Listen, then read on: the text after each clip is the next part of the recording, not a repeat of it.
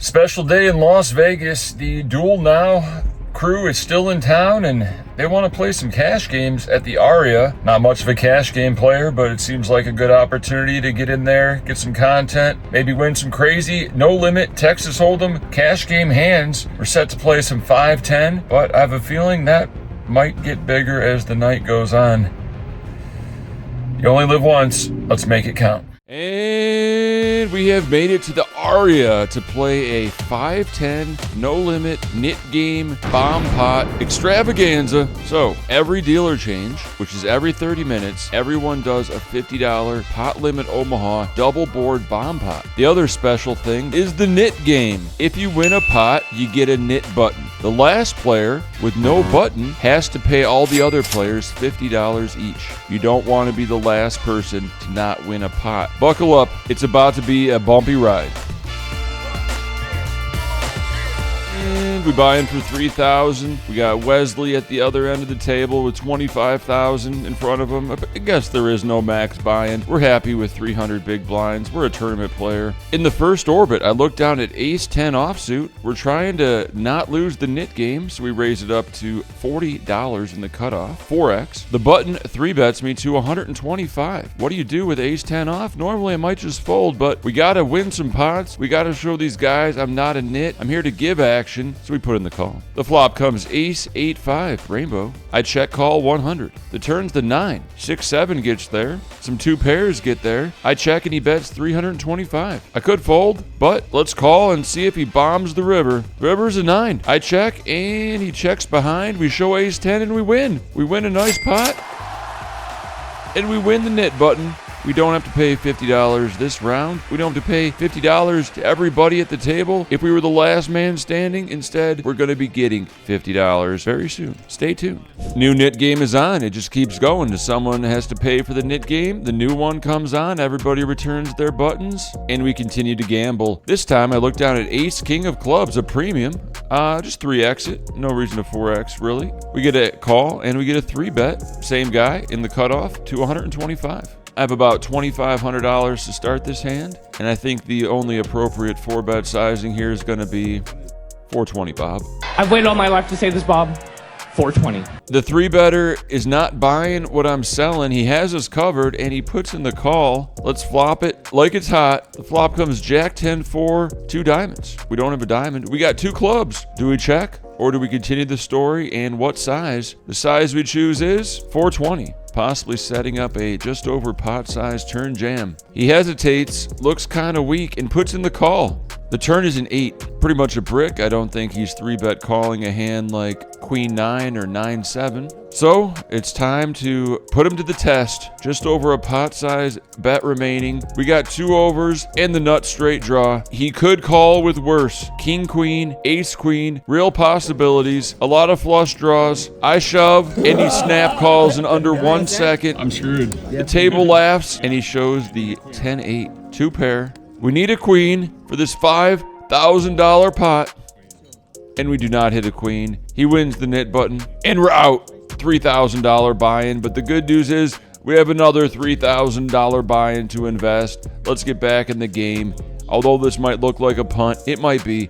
You got to think about the long-term residual value of giving action in this private game where they look at me as the super pro and they're the recreationals. So you got to give action to get action. Definitely shook that I just lost $3,000, but we can win it back. Stay tuned.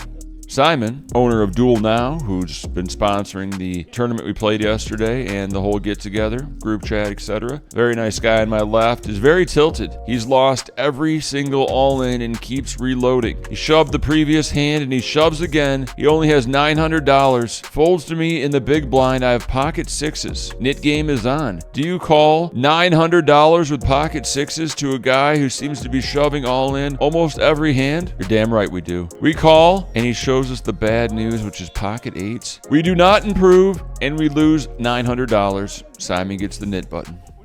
So maybe I should have talked a little bit about the participants in this private Duel Now Invitational Knit Game Bomb Pot. We got Xuan Lu. You might know her from a lot of Lodge streams. Jay Little, you might know him for having a training site and running well at the Duel Now Invitational last year. And this year, must be nice to win every all-in. And a lot of Asian businessmen, investors, etc., gamblers, baccarat enthusiasts. So the nit game is down to me, Xuan, and Jay Little when this hand occurs. I'm under the gun with Jack 10 off. We're gambling. I make it 30 to go. Middle position, same guy. 3 bets us to 80. I call. Flop comes 9-7-3 with 2 diamonds. Pretty good flop for Jack 10. I check. He bets 125, and we're trying to win this pot right now. Not a big fan of calling out of position with gutters, so we pump it up. What size? A little bit over 3x.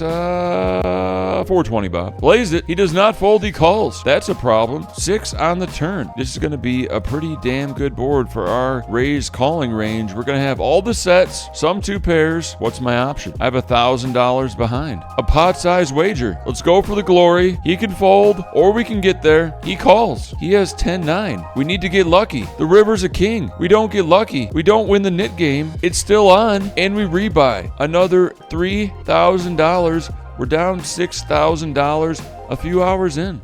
I believe it's me and Simon, the last 2 with the nit button. So we are incentivized to win the pot pre-flop or post-flop. I alter my open sizing to $50 with Anna Kournikova offsuit.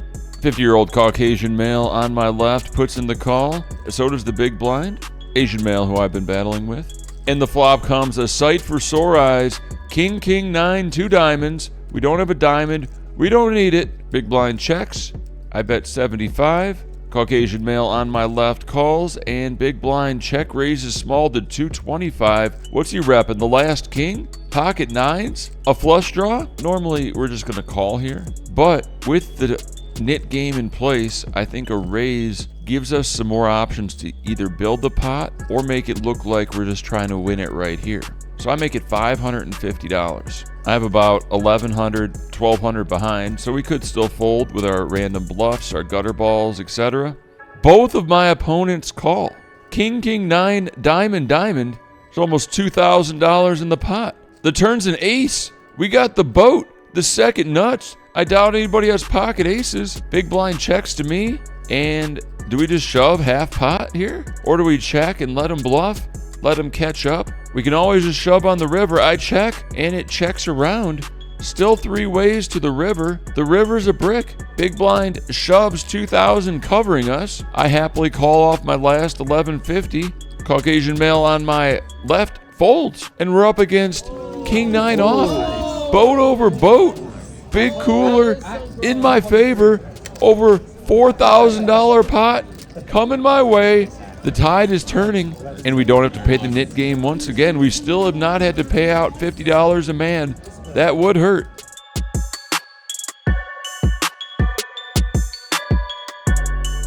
Both blinds at 5-10. 20. There's a straddle. These guys like to gamble. Folds to be on the button. I look down to ace-5 off. Make it $60 to go. Nit game is on. Still on.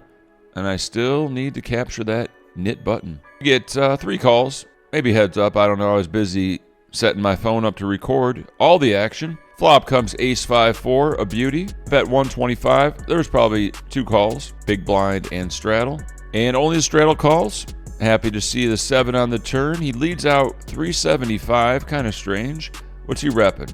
6-3, 6-8, 5-7, 4-7, ace-7. The 7 helped him. Well, we're definitely not folding.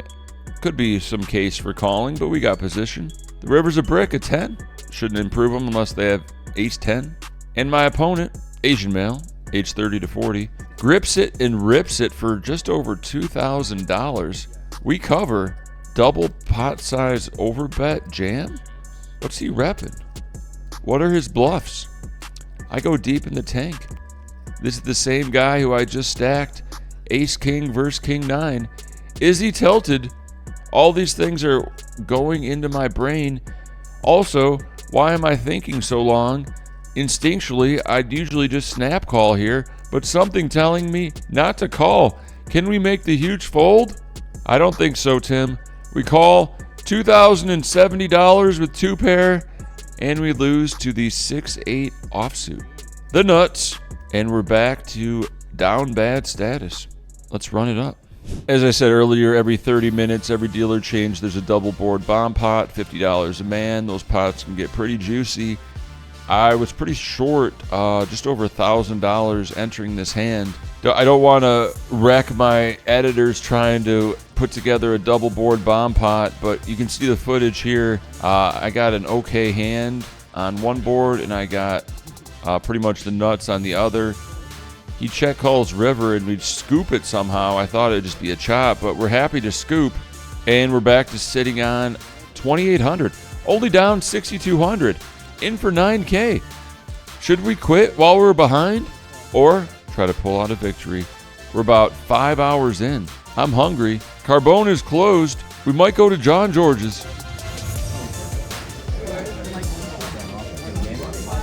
Knit game always on. I usually don't have a button, but still haven't paid. 5-10 blinds. Wesley, you might know him as Crypto Apprenti from the Hustler stream, known for the famous $1 million bluff with Ace King against Tom Dwan's Pocket Queens. Crypto enthusiast, multi-millionaire allegedly. Action folds back to me. I defend the 8-6 of spades in the big blind. The flop comes Ace-7-5, 1 spade. Good flop for us. I check. He bets 30. We check raise to 100. He makes it 330. Didn't think many people would put in that third bet here. But we're not going anywhere with the nut draw. I call, and the turn's the nuts.